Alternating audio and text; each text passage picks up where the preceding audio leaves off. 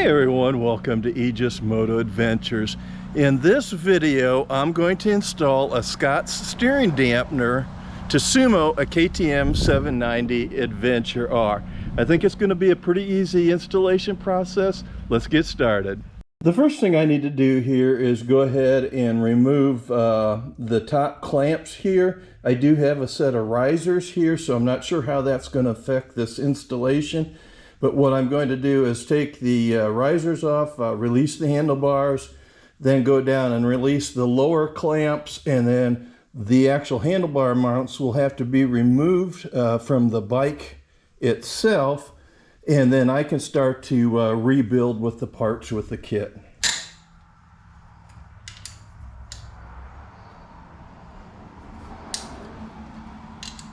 Like all things I do, I put blue Loctite on, so that makes them come off just a little bit tougher, but not too terribly bad. There we go, got them loosened up now.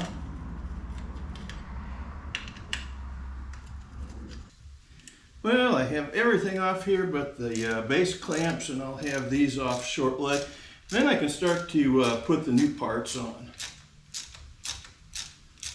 One of the places that can't get cleaned up is underneath these bars very well, because they fit over the top, so you get some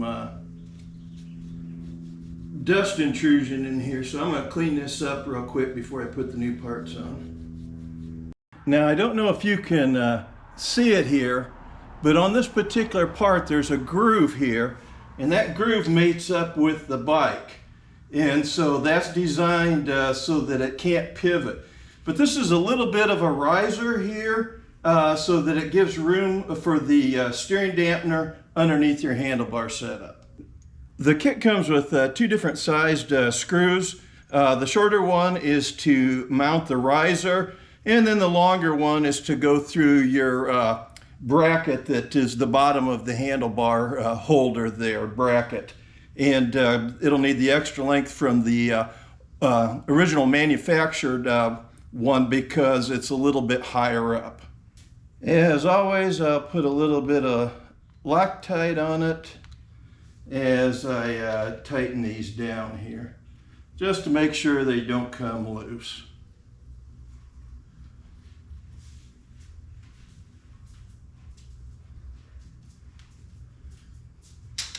And just for information purposes, there's different people that make these risers. I got the parts through Rottweiler Performance, and they have a riser kit that they sell that works just dandy and is a little cheaper than some of the other kits.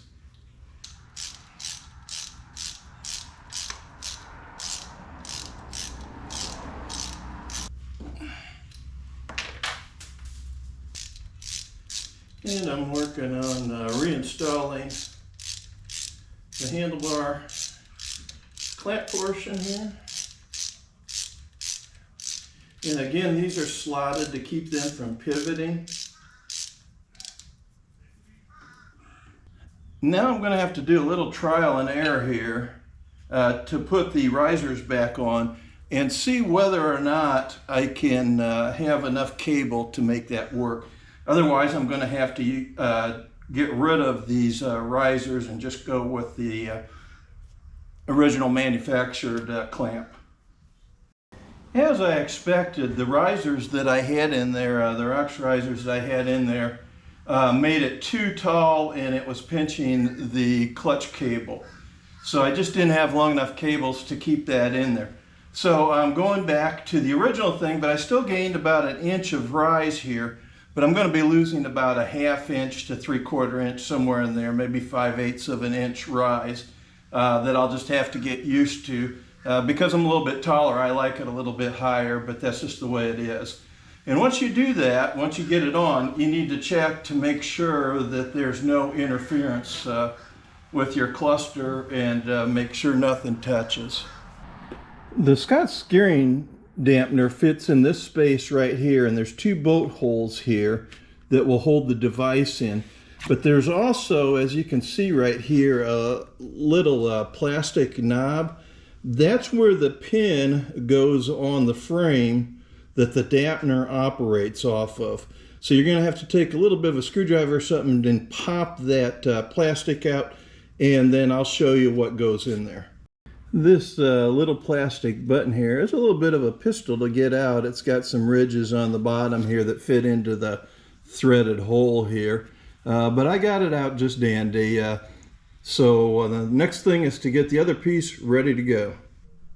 Here I've just temporarily put in the steering dampener here, and you can see below here there's an arm that goes over this pin.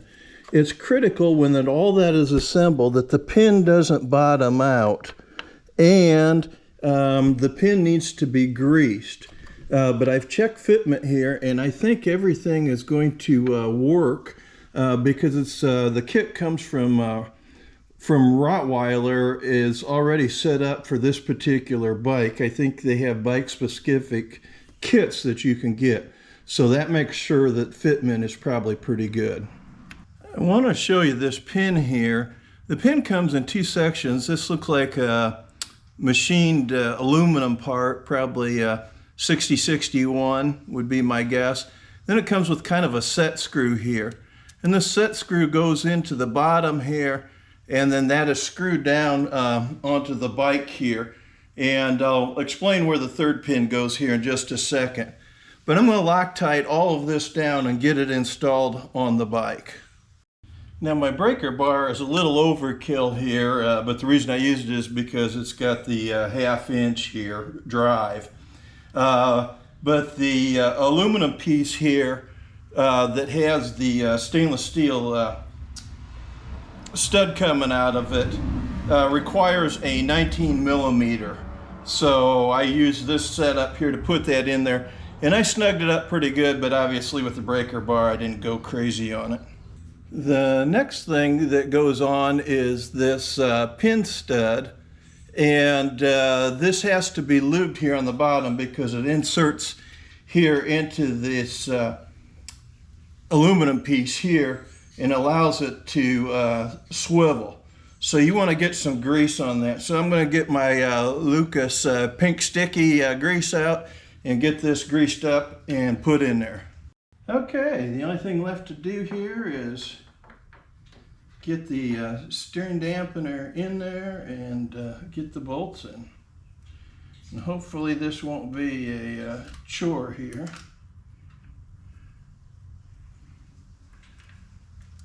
And they come